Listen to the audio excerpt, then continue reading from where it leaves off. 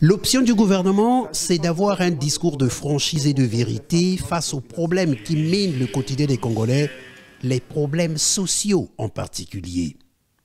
L'occasion nous est donnée d'évaluer notre action, plus de 3 mois après notre prise de fonction.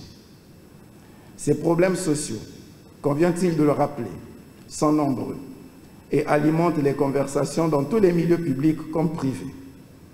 Ils portent essentiellement sur les pensions de retraite, les bourses des étudiants, les étudiants en attente de passeport, les diplômés sans emploi, la rentrée des classes, avec les récurrentes revendications des enseignants, les personnels de santé et la qualité des soins, les victimes des catastrophes, les expropriés pour cause d'utilité publique, les personnels des entreprises en difficulté, les animateurs des collectivités locales.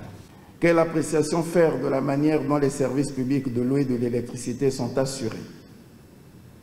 La fourniture régulière en produits pétroliers peut-elle être maîtrisée? Problèmes de paix et de sécurité au sens large vont meubler les échanges des membres du gouvernement au cours de ce séminaire. Quels sont les facteurs de perturbation sur lesquels exercer une grande surveillance? Au plan interne, la libre circulation des biens et des personnes ainsi que le libre rétablissement de ces dernières sur toute l'étendue du territoire national sont-ils garantis? L'amélioration du bien-être des Congolais au moyen de la diversification économique en levant un certain nombre d'obstacles n'échappera pas à l'attention des gouvernants. Quelle appréciation faisons-nous des formalités administratives jugées à tort ou à raison excessives? Qu'en est-il des tracasseries administratives, de la superposition des contrôles répétitifs, de la fiscalité et de la parafiscalité dont se plaignent les acteurs économiques?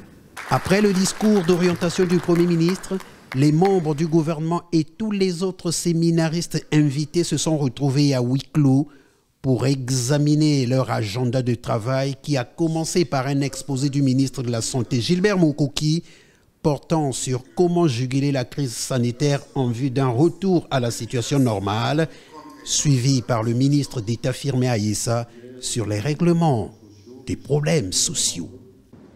Et présent sur plusieurs fronts, il s'agit